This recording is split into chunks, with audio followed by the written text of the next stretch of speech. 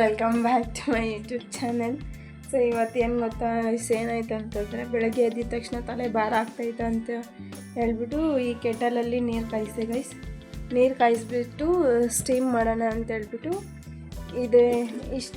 ಈ ಬಟ್ಲಲ್ಲಿ ನೀರು ತೈಲ ಮತ್ತು ಬಿಸಿನೀರು ಹಾಕ್ಕೊಂಡು ತಲೆಗೆ ಬೆಡ್ಶೀಟ್ ಹಾಕ್ಕೊಂಡಿದ್ದೆ ಗೈಸ್. ಬಟ್ ಅದೇನಾಯಿತು ಅಂತಂದರೆ, ಅದು ಬೆಡ್ಶೀಟ್ ಬಿಚ್ಚಿದಾಗ ಫುಲ್ಲು ಕಾಲು ಮೇಲೆ ಬಿತ್ತು ಗೈಸ್ ಬಿಸಿನೀರು. ಹೆಂಗೋ ದೇವ್ರ ದಯೆ ಏನೂ ಆಗಿಲ್ಲ. ಅಂದರೆ ಉರಿತಾಯಿತು, ಅದಕ್ಕೆ ಕೊಬ್ಬರಿ ಎಣ್ಣೆ ಹಚ್ಚಿದೆ ನೋಡಿ. ಈ ಬೆಡ್ ಫುಲ್ಲು ತ್ಯಾವ ಆಗಿಬಿಟ್ಟೈತೆ. ನನಗೆ ಒಂಚೂರು ಆರಲಿ ಅಂತ ಬೆಡ್ಶೀಟೆಲ್ಲ ಒಂದು ಸೈಡ್ಗೆ ಇಕ್ಕಿದ್ದೀನಿ. ಇವತ್ತು ಬೇರೆ ರೂಮಲ್ಲಿ ಯಾರೂ ಇಲ್ಲ ಗೈಸ್, ಎಲ್ಲ ಊರಿಗೆ ಹೋಗ್ತಾವ್ರೆ ನೋಡಿ. ಅವಕ್ಕ ಅವರೆಲ್ಲ ಪ್ಯಾಕ್ ಮಾಡಿಬಿಟ್ಟು ಹೋಗ್ಬಿಟ್ಟವ್ರೆ ಕಾಲೇಜಿಗೆ. ನಾನು ಒಬ್ಬಳೇ ಇರೋದು, ನನ್ನ ತಂಗಿನೂ ಕಾಲೇಜ್ಗೆ ಹೋಗೋವ್ರೆ.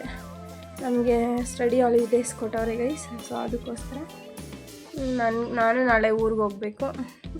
ಇವತ್ತು ಎಷ್ಟು ಕೆಲಸ ಇದೆ ಅಂತಂದರೆ, ಇವತ್ತು ನಂದೆಲ್ಲ ಕಸ ಗುಡಿಸೋದು. ಪಾಪ ಅವ್ರಿನ್ನು ಊರಿಗೆ ಹೋಗ್ತಾರಲ್ವ, ಸೊ ಅವ್ರು ಬಂದಾಗ ಕಸ ಗುಡಿಸಿ ಡಸ್ಟ್ಬಿನ್ ಎತ್ತಾಕಿ ಅಂತ ಹೇಳೋಕ್ಕಾಗಲ್ಲ. ನಾಳೆ ನಾವು ಊರಿಗೆ ಹೋಗಬೇಕು. ಸೊ ಇವಾಗತ್ತು ರೂಮ್ ಫುಲ್ಲು ಕ್ಲೀನ್ ಮಾಡಬೇಕು ಗೈಸ್.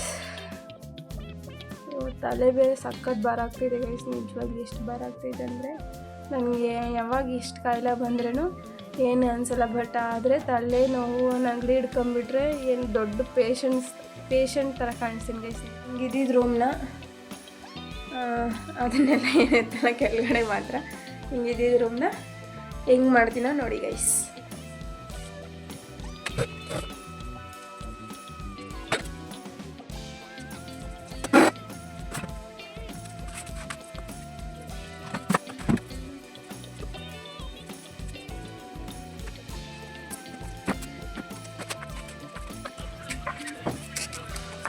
ಗೈಸ್ ನೋಡಿ ಎಷ್ಟು ನೀಟಾಗಿ ಇಕ್ಕಿದ್ದೀನಿ ನಮ್ಮ ರೂಮ್ನ.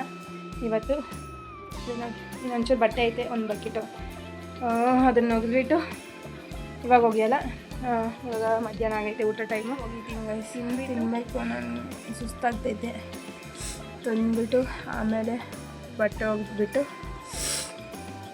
ಇರೋ ಕೆಲಸ ಇನ್ನೇನಾಯಿತೋ ಅದು ಮಾಡಬೇಕು.